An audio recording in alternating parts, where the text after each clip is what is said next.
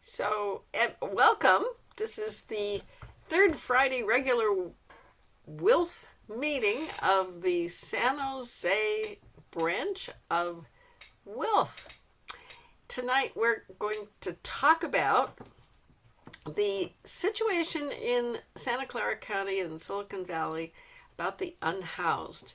In tonight's program, the wonderful graphics have been put together by our tech maven, and she's going to start off.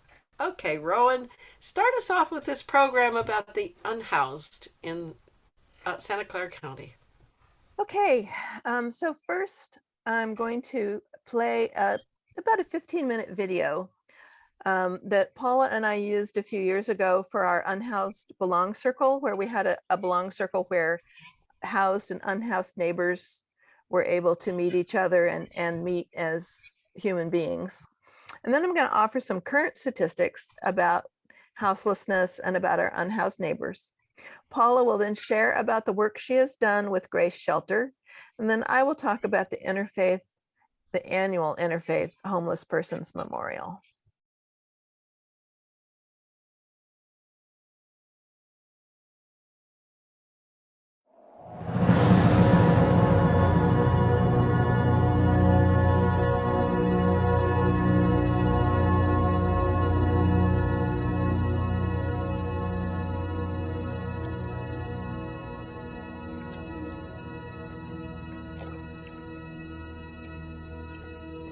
Nicholas, Yes. we're here in San Jose. Yes, we are. You're out here on the streets, homeless. Homeless indeed I am. My name is Patrick Scott. I'm 62. I'm a senior out here at Fair Oaks Park. This is my wife, Sandra Scott, and I happen to be homeless. You were an RN. Yes, sir. Tell me, how did you end up homeless? Bad marriage, job shortage. I'm periodically now in a situation, and I'm homeless in a sort of small criteria. Lost family members, cancer victims, and personally I'm a diabetic. Edwin, we're here by the creek in San Jose, California. That's where we're at. And tell me about it. Tell me about living out here. Well, basically, we have our little tent stuff, and we have our little personal possessions or the things we go out and do and bring back here, and in hopes of sitting there finding a friend or somebody we know that might need something like that. And that's one of the small ways we make our little bit of money and, survive, basically. I came to start a new job. When I got here, it was given to someone else, and they didn't tell me. So now I'm staying in a homeless shelter. I've been looking for work since November. I've come close several times, but they usually want someone younger. It was the sacrifice I did to take care of my parents. And one of the problems was when my father died, my house was going to be foreclosed. So I had to liquidate everything I owned to save the house. My mother had Alzheimer's. And the last thing she needed was to buy a new home. Or find a new place, but she didn't know where she was at the time anyway. So I said, they paid my way through school. If it takes 10 years, I'm going to make the final years safe and comfortable. So I sacrificed everything I had. And when you have no money, it's very difficult to start over. We didn't become homeless until this past year. I got injured on the job, so I was no longer employed. And so that's how we wound up here. A few years ago, I had a very lucrative marketing job. The company tanked and went under. Took my job and everyone else's and our severance and health insurance. Everyone was in a very bad position. As a result of the struggle with less income, I ended up getting evicted for late payment of rent more than anything. I couldn't afford to keep my car insured and registered. And basically, after working 2 jobs, 7 days a week, ended up having a nervous breakdown. I've been homeless off and on for 4 years. Back in 2008, my daughter and wife died. I had a nervous breakdown. I ended up in a hospital, a psychiatric hospital, for about 7 months. And when I came out, I found out very quickly that it doesn't matter how legitimate of a reason you have. If you don't show up for work or pay your bills for several months, you don't have anything anymore. I was being evicted, car repossessed. I basically lost everything that I hadn't already lost. And since then, I was homeless for about a year, worked my way off the streets, washing dishes at a little deli. Did that for about a year and a half, and then the place business slowed down. They had to let me go, and couldn't pay my bills. Ended up back out here again. I'm so sorry. This time around, I still have faith in myself and in my own abilities, but I have lost faith in this system. It works for the majority of people, and as long as it continues to do that, those people can just turn their heads and ignore those of us that it doesn't work for. I'm bipolar, and which means I'm emotionally unstable, but I'm educated, I'm intelligent, and I have skills, and I'm a licensed massage therapist, but I have a hard time stabilizing my emotions, and because of that, it's hard for me to work. So, what's your future like? I have potential. I definitely have a lot of potential in my life still, and I have hope. And because of those two things, I think I could still accomplish what my dreams were. Yeah. And those are the two important ingredients. Yeah. You know? Yeah. I've pretty much been on my own since I was 16, and I've been struggling.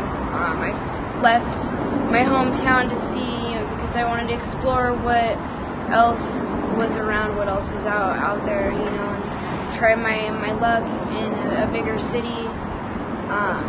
But along with the big city came, and meeting new people came, the curiosity to try new things.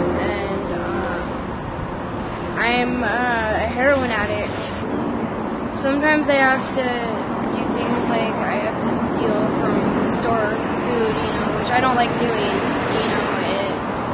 I don't agree with stealing. I mean, I more am. Growing up, that's one thing that my family taught me, and one thing that has always, when I do it, I feel wrong. My name's Gina. I've been homeless for 6 years. That's my boyfriend, Sammy.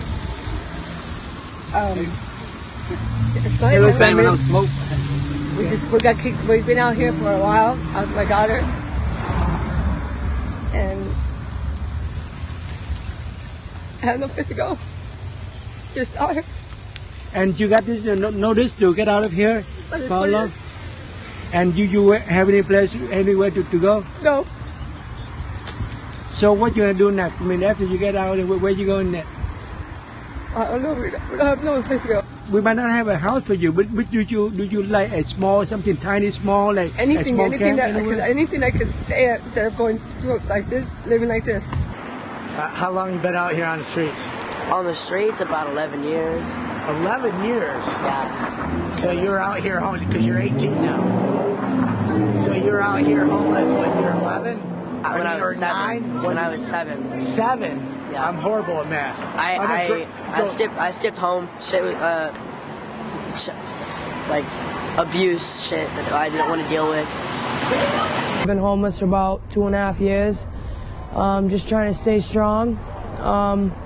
It's hard out here. It gets cold at night, and most of it's just keeping your head high and showing respect, and you get respect back, What originally caused me to be homeless, for a lot of people, it's drugs. For me, my father passed away, and since that day, he was on Social Security housing, and since he passed away, I was told I'm not allowed to live in his apartment because it's owned through the state, the government, and the government pretty much told me I'm beat.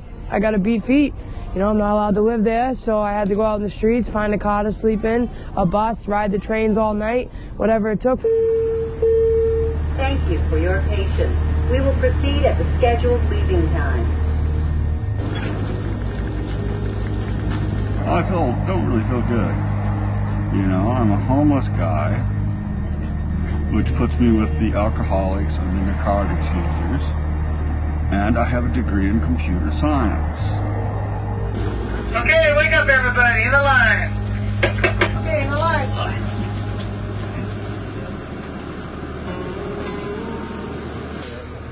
Wake up, my friend. Time to go. Time to go. Time to go. Palo Alto. So you got to tell me about your friends here. My friends, this is Benjamin. Now they're also homeless? Yes, these are also all homeless youth.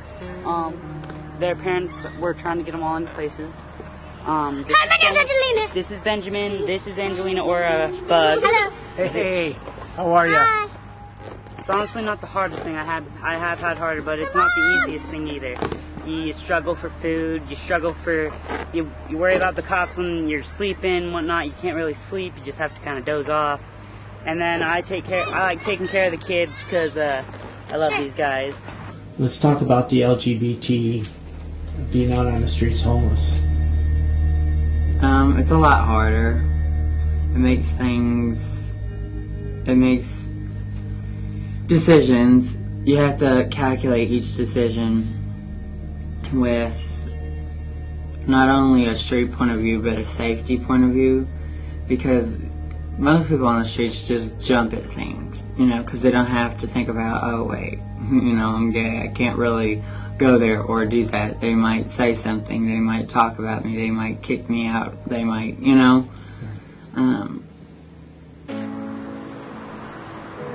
good. But I'm surviving. I'm living. How do you survive?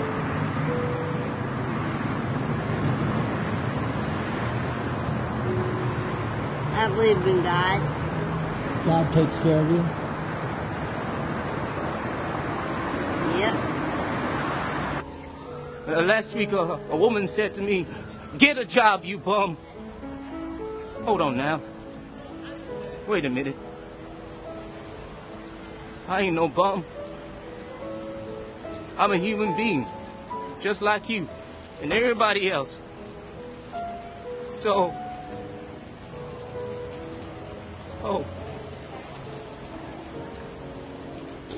it's hard. I mean, I've been to a lot of interviews, and they look me up and down and just say, "We'll call you. Leave a number."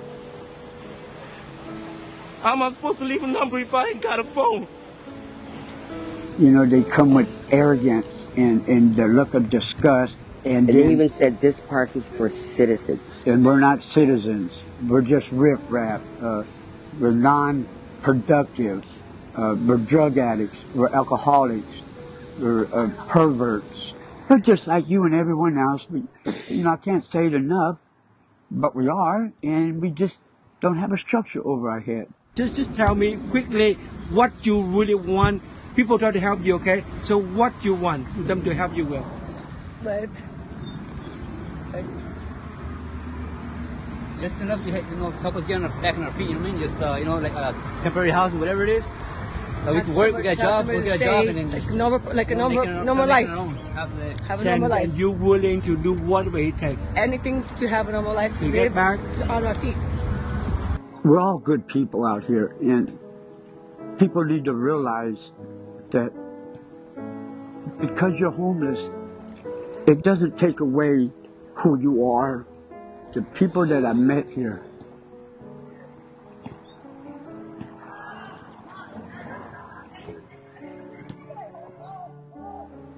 they're real. These people are real. They're loving. They have compassion. And we feel just like anybody else. I still am in contact with my mother, but she's not doing too good. She's not healthy, so that makes it even more worse for me. She has blood clots in her lungs. And when she ever sees this online or anything, I want her to know I love her to death. And I love my whole family to death, and I love my father to death. And when she reads this, I'm sorry, Mom. This was the choice I decided to make, and I love you. If another elder homeless person asks me for $1, and that's my last dollar, and it's like, give this to this person or to make chicken for the day, and then I'll just be like, I'll just give it to them. If you had 3 wishes, what would they be? That's a hard one. World peace? For one. The people can just understand how other people felt. I've been a working member of Life's Professional Force all my life. I mean, There was never a time I didn't work, except when I had my children. Even then I worked. This is the payback? Oh well. If you had 3 wishes, what would they be? To get better finances, housing, and a few clothes, and make sure I eat well. Wow, that's 3 wishes. Wow. That my son, when he was 18, I found out 2 years ago. He's 20 now. He has bipolar also, and one of my wishes would be that he would, through the help of me, hopefully, would find the right way to stabilize his growing bipolar. If you had 3 wishes, what would they be? Well, an apartment with a kitchenette, a bathroom, a roof over my head, for, where I'm paying less than $500. I try not to wish. You try not to wish? I try not to wish, but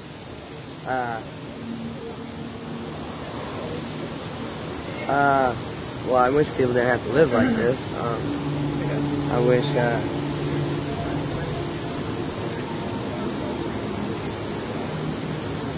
I don't know about that. Well, thank you very much for talking to me. You're welcome. Y'all have a good day. You too, Angela.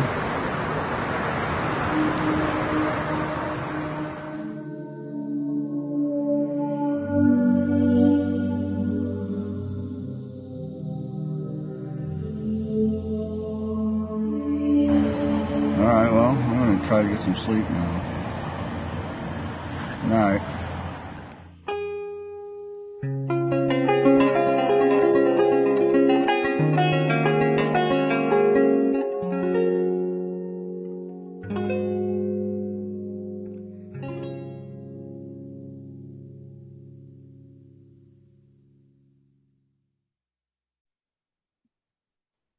Okay, so what we know about our unhoused neighbors comes from a homeless census and survey. And every 2 years, they do what's called a point in time count, and people go out to encampments. The last census in Santa Clara County is from 2019. There was supposed to be one in January of this year, 2021, but they canceled it due to COVID. January 2022, Alameda and Contra Costa County planned to do a census, but I could not find anything on Santa Clara County's plans. But if you hear that there's going to be a homeless census and it's something that you're able to do, they're always looking for people to help with the count. And the better the count is, we know it's always an undercount, but it's a census and a survey, so we get an idea of what's going on with people as well as how many people are on the streets. So these are the numbers from Santa Clara County and San Jose since 2007. And as you can see, the numbers have pretty much been going up the whole time, between less than 20% now in 2019 and about 25% in the years before. People are actually in the shelter system. So 75% or 82% in 2019 are outside the shelter system. About the same percent that's in the shelter system are living in cars or RVs. About half are living outdoors in streets, parks, encampments, or structures not fit for human habitation. The remainder have some uncategorized arrangements, such as couch surfing with family or friends. There are a lot of myths about who is unhoused. People tend to envision only the chronically homeless, who are in fact only 15% of the unhoused population. Here we have some numbers. You'll note that families, 76% of the unhoused have their family with them. 32% are veterans. But otherwise, we have 3% African-American population in Santa Clara County, yet 19% of unhoused neighbors are Black. We have under 3% Indigenous, 8% the unhoused or indigenous. So you can see that the structural problems in our culture are also affecting who is homeless. So here are the reasons, this again is 2019, of why people are on the street. And yes, that's over 100%. These are the top 6 responses out of a larger survey. 36% of survey respondents indicated that their current episode of homelessness is their first. So that's a lot of people who it's not their first time. And remember, this is 2019. With COVID, all of these reasons have increased with the pandemic. As of September 30th, 2020, California eviction moratorium expired. So we expect to see an upswing in eviction-related homelessness in the coming months, just in time for the holidays and the winter. Isn't that awesome? About 45% of survey respondents in 2019 reported having at least one disabling condition. And disability and lack of adequate health care are really big reasons that people wind up in the streets. They get sick, and once they've lost their job and their health care, they're on the streets. And once you're on the street, it's really hard, especially if you're disabled, to find housing again. And so we saw some folks in the video to sort of humanize who these people are. I also want to tell you about my friend Darlene.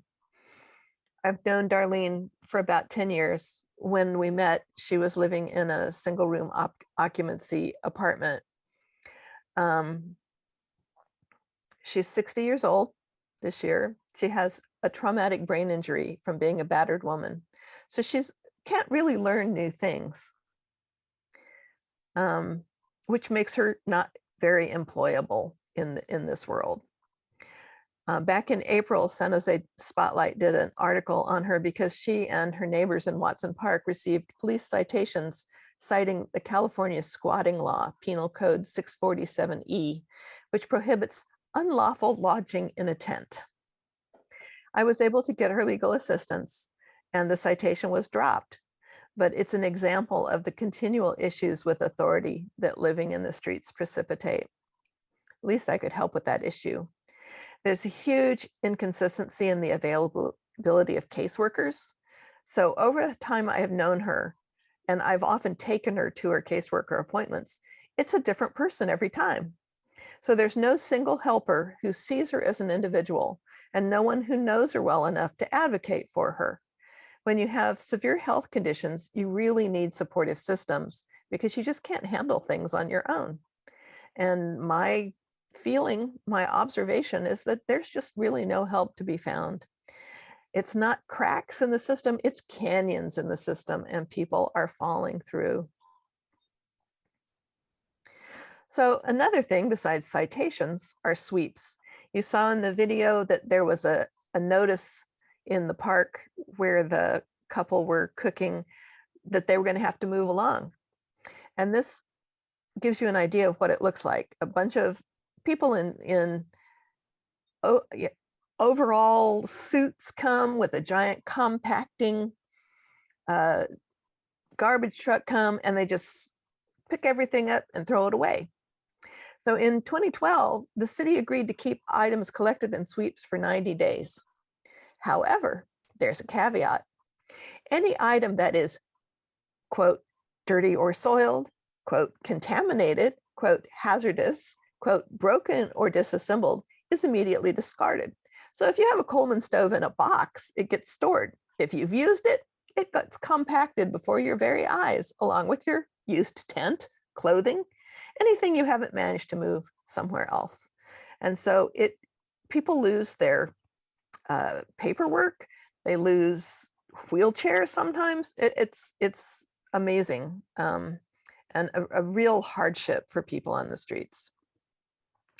Advocates, especially during COVID, called for a moratorium on sweeps, but except for a couple months in the very beginning, that isn't what happened.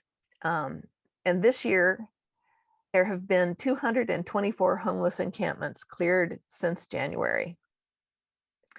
The city is making it a priority to dismantle homeless encampments because there are so many people on the streets that the housed neighbors are complaining. And so the answer is to move them along rather than to find solutions. And do I sound bitter? I think I do. I probably am. So we saw some kids in the video. Over 1 million California children are homeless. I don't have statistics just for our county, but 1 out of every 20 children in California does not have a home. And we're 48 out of 50 states in the extent of youth homelessness. So there are lots of, I mean, can you imagine being an elementary school student trying to study and learn without a home, without a roof, without a light, so that you could read your books with the cops coming along and throwing your books into the compacting truck? And it's not just elementary school students. 1 in 5 community college students, 1 in 10 California State University students, and 1 in 20 University of California students are also impacted by homelessness. And actually, we have had adjunct professors homeless on our streets, San Jose State adjunct professors. And there's a whole homeless students union at San Jose State because it's that big of a problem. There are laws that say that children cannot be taken away just for living in a tent. So Child Protective Services uses child endangerment as the reason to remove children from homeless mothers. And so unhoused women are often trying to keep their births undocumented so they don't lose their children. And seized children are put into foster care or put up for adoption without the mother's consent, and it can take years to get your child back, if ever. So think about giving birth in a park or the back of a car, because if you go to a hospital, you'll probably lose your child. And then there's COVID. Before COVID, community centers and libraries provided many services for the unhoused. You could go in and charge your phone. You could at least be out of the weather. Roosevelt Community Center near me charges $25 a month for a gym membership. You had to exercise for at least 45 minutes to use the showers, but you had showers. And some of the unhoused have SSI or SSDI, but a lot don't. And some have food stamps. Darlene, that's her only income. She has food stamps. It's about $200 a month. And that doesn't really go very far. Panhandling was a way to make some change to buy hard goods because, of course, food stamps can only be used for certain items. Now, you can't really panhandle in COVID. It's hard to approach people with your masks. It's not a thing. Little Orchard Shelter here in San Jose provided vaccines. Many of the unhoused got vaccinated there, but they don't get the latest news. You know, is there a new mask mandate? I'm really sure that the people haven't heard about Omicron because there's just no good way to get information. And the churches and healthcare offices that used to accept mail for the unhoused closed their doors a lot during the pandemic. So how do you get your mail? And so these are some problems that really have made it even harder for our unhoused neighbors. And now I'll turn the presentation over to Paula, who's going to talk about her work with the Grace Shelter. Thank you, Rowan. The Ethical Culture Society of Silicon Valley has taken on the Grace Shelter, which is at the corner of East San Fernando and 10th Street at the Grace Baptist Church. And they have a manager there, Andrew Koch, and he's pretty new, but he's really energetic and innovative. And this year, he got the funds for a drop-in shower program. So this is what the trailer looks like, and it's in the parking lot of Grace Baptist Church. And it programs include showers and laundry, boxed lunches, water, and hygiene supplies. So they have all of that. And what they need for that is various things. And so our little group has stepped up and provided the bulk shampoo and the body wash and the conditioner and hand soap. There's in the photos, you can see what the inside of the showers look like. And then when the guests come to shower, they often want they need the hygiene items, so we get the socks and the deodorant, the razors, the shaving cream, this whole list of things. They do have a group that comes and picks up the bath towels and washes them and brings them back. So the bath towels are reused. But also, people unhoused, and then the weather has turned cold and wet. And so there's a need for beanie hats and gloves and heavy jackets and sweatshirts. But I stopped at the shelter this week and talked with Andrew, and what he needed was tarps. We've been in a drought. And so, except for the storm in late October, they haven't needed tarps. I mean, but now, and we've got more storms coming in, people need, tarps. So we went off and bought some tarps for them, which we're waiting to deliver. We'll probably deliver them tomorrow. And just, he said they like to layer up. So we've taken them some heavy jackets, he said, but they like to layer up. So we need the sweatshirts, the hoodies, and the sweat pants on the bottom. There's just all kinds of needs. And all of these things, the monthly needs that are here, these 80 of each item, if you're carrying your stuff on your back or in a cart, you don't want to take the big economy size deodorant. You don't want to take the economy size of anything. So we buy all of these in the travel size. It's terrible for the waste, but guess what? That's not the issue. The issue is this is what they need. And so, it's been wonderful. Now, how this came about was, some of you may remember several years ago when Ethical Culture was taking dinners to the Grace shelter, and goodness gracious, WILPF showed up. And WILPF members, there's our Essie who's there helping out. She came several times. And once WILPF collaborated with the Veterans for Peace, and we provided dinner on I believe it was a Memorial Day, and the Veterans for Peace, and we showed up, cooked all the dinner. You can see how it's set up there, and big trays of food. Of course, this was pre-COVID when we could get into the shelter. Now, the shelter pre-COVID had a capacity of 60. And then COVID hit. Capacity went down to 20, just to keep people safe. Where are the other 40 people? Well, we provide dinner on the fourth Sunday of every month, which is coming up on December 26th. And the other people are often knocking at the back door. They know to come to Grace for dinner. So while there's really only 20 people they've asked sheltered within the building, they've asked for dinner for 45 so they can meet the need. Just think of that, of people who are knocking at the back door for a hot meal. So if you want to contribute, there are ways to contribute to this, and you can participate. Here's how to do that if you want help. Now, not everybody's a cook.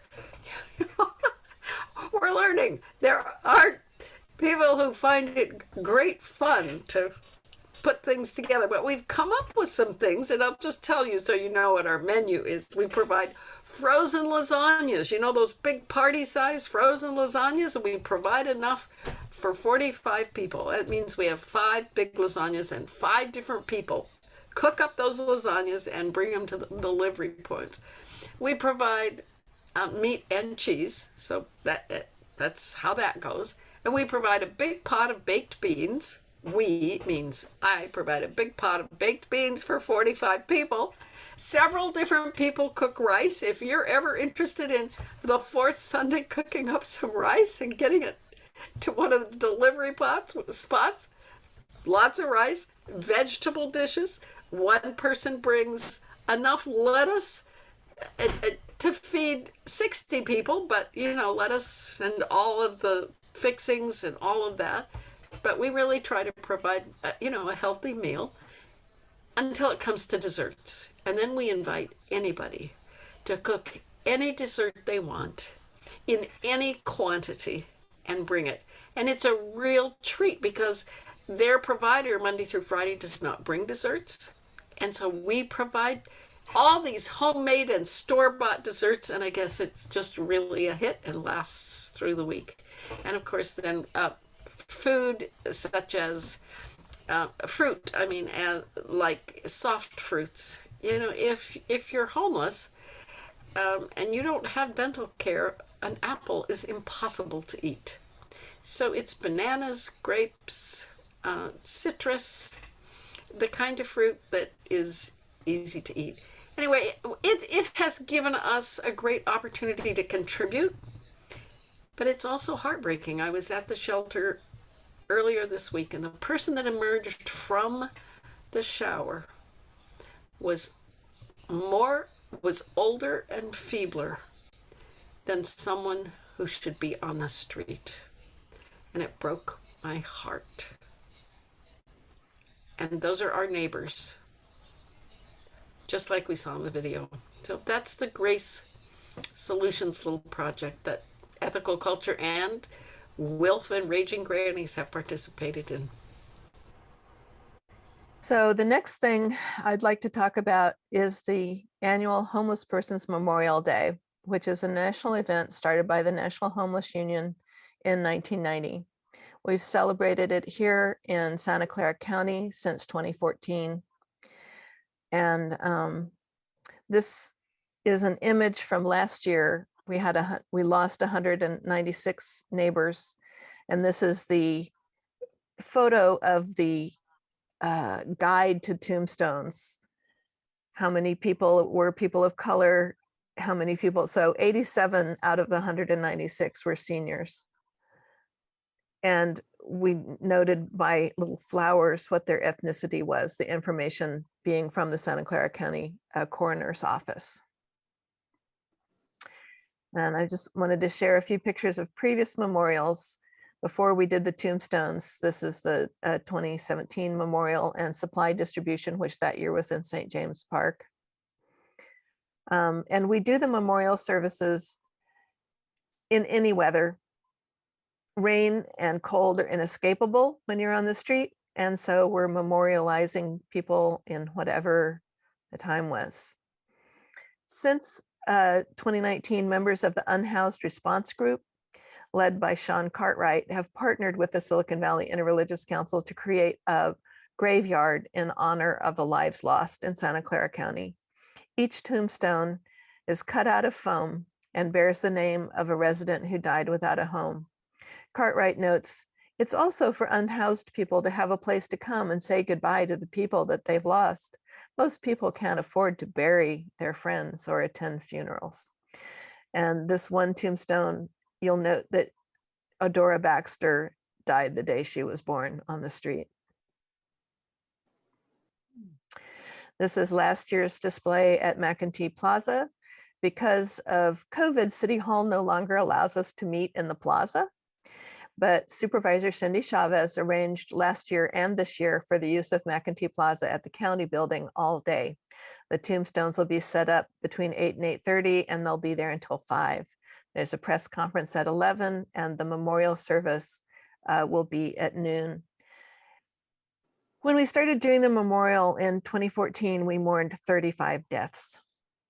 In 2015, it doubled to 62 and doubled again in 2016 to 124. In 2017, there were 136. In 2018, 157. In 2019, 161. And as I mentioned, last year we had 196.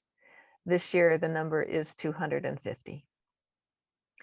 More than half of those who died without a home this year were seniors, with the oldest being 77 years old. Fewer than 10 out of those 250 deaths were caused by COVID. Seniors living on the streets are particularly vulnerable to weather conditions and also to violence. And so Homeless Memorial Day is always December 21st, the longest night, when we remember our neighbors who are out in the weather on the longest night. The survival supply distribution, rather than being on the same day, because we're not asking people to gather at McEntee Plaza, you know, the unhoused people will probably come through during the day and look at the tombstones, remember their friends. When I went last year, I had conversations with people who were there doing that. But the supply distribution is going to be Sunday, and then the memorial will be, like I said, at noon on Tuesday. There will be prayers from many traditions, a reading of all 250 names of those we have lost. And it will be in person, masked and distanced, and also streamed on Facebook. And if you'd like to make a donation towards survival supplies, we have a donation button on the Civic Council, the Silicon Valley Interreligious Council website. And I hope that some of you can at least make it by McEntee Plaza to see the tombstones, because it's really pretty amazing. Take it all in. Me now? Yes. Okay. I wish I'd known about this, because I would have tried to find someone at Create TV to come out and film this. I'm working that day. So, but I think, besides that, you guys are live streaming, you know, send the word out, try to get other people who can live stream it themselves, so it gets as wide a audience as possible, because this is so, I mean, it is just such an outrage that not only the richest country in the world, but the richest county in many, richer than many countries, has this many people dying because they're houseless. And there's no reason for it, because there's money. The money exists, it's just how it's being spent. And as far as I'm concerned, these are international felony crimes. This is a crime against humanity, a crime against peace, that people end up houseless because of how the system operates. And I've known about much of this. Some of this information was new, and it outrages me to no extent. But we as individuals, we're powerless to change this around. But the people in positions in city council and the board of supervisors, they are in positions to change this. And Sam Liccardo, shame on him. Shame on him. All he cares about is the business community. He does not care about the people of San Jose, and he should be ashamed of himself. He should be ashamed of himself. And the entire city council should be ashamed of themselves, and the board of supervisors of Santa Clara County. There is no excuse for this. None. No excuse. So I don't know how to get the word out. It's too late tomorrow. Create TV is open, but I don't know how I could find someone who would want to come and film this and be able to get to Create TV tomorrow to rent the equipment to film it on the 21st. Well, thank you for thinking of it, and we do it every year. So next year, December 21st, we hope to see you there. But thank you for your outrage, because I really think this situation requires it. Well, yeah, but everybody needs to be outraged, and the people in their positions of power who can impact this, they also need to be outraged. And we need to, this just needs to be shoved in their faces nonstop. I think that maybe with this local government, we might have some chance of making some changes. I don't know. But shame them, because they like to think that people think good things about them. Anyway, sorry for talking so long. It's okay. Thank you for coming to our talk. Yeah, I'm glad I just barely got home in time, so. The video for this will be up on our YouTube channel by Monday, I suspect. I see a hand from Joan. Mm-hmm. I think the video that you showed is really excellent. And I don't know what the way to do would be. Certainly Donna could see about using that in January. And whatever people can record from the graveyard information, the stones, and whatever people share when they're there, perhaps too, people who knew those folks. But the information about the meals and the showers and the supplies is also, of course, very important. And there are other shelters or not, similar ones, Paula? There are other shelters in the county. This is just the one that our little group, we're a small group, so we needed a small shelter without a lot of red tape to be able to support them. And so for some magical reason, they allow us to have home cooked food in their shelter. Don't ask, don't tell is the policy, I believe. And then it has just expanded. When they put in the shower, they said, who can we call on? And apparently we're the only group that is currently providing them a meal on a monthly basis. There used to be others, but COVID just really devastated services. Monday through Friday, they get food from Martha's Kitchen. So if you donate to Martha's Kitchen, that also helps. You can donate right to Grace, and that helps. And then, you know, we've provided 10 sleeping bags, and we have another 10 on order. And it turns out, you know, that Andrew said, the people in the shelter need the sleeping bags because the sleeping bags just disappear. Well, of course that happens. You know, of course it happens.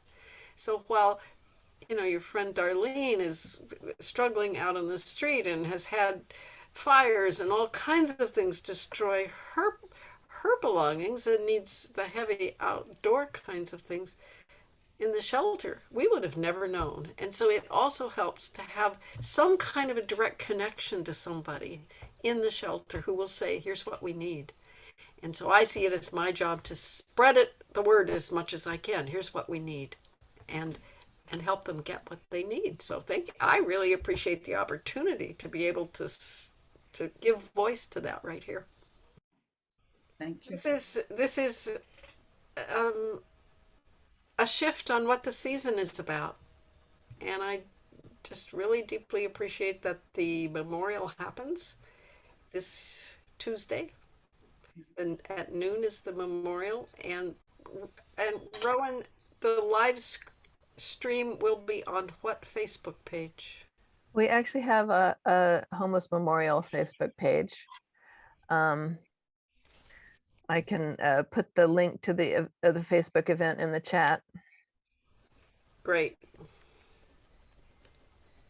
So it makes it easy for us to find if driving into downtown San Jose is not would not work for us. Okay, Rowan, you had a wonderful presentation. Thank you for all. The librarian dug into the details. We got all the data and the facts, and it makes a wonderful presentation. Thank you. Well, that's Santa Clara County. They do the census, and they put out a wonderful report. every other year. And I just used the most recent report for most of it. And also San Jose Spotlight is doing a wonderful job of covering houselessness as part of there's a guy who has that beat. And he's who went out and interviewed Darlene for the story that she was part of. And so I'm really appreciating the San Jose Spotlight coverage, and independent media in our own county. Please support them if you can. All right. So. All right. And this is a social justice issue, which fits right in with WILPF. Right in with WILPF. So keep that in mind. And if you're not a member of WILPF and want to be or want to see what we're doing, let me just give you a pitch, because their magazine came out. And if you want to have a copy of it, I have spares. I can actually either mail one to you or whatever, but it has lots of things from we had a Congress this summer. And of course it was online. Anyway, just let me know if you'd like one. So the Grace, just a little bit about county money. The Grace Shelter has not had ADA bathrooms ever.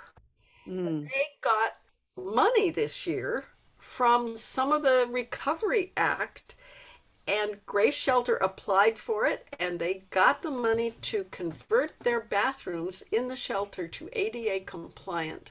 And that's government money. And the shower program was funded with government money. All right. This is our government. And I think Andrew's job is part of the government fund. There's this big push to put funds into resources for the unhoused. And so this is part of it. But part of it needs to go to houses, but here's the resources as well. But those things were funded by government programs. So it's a little bit of good news. About time.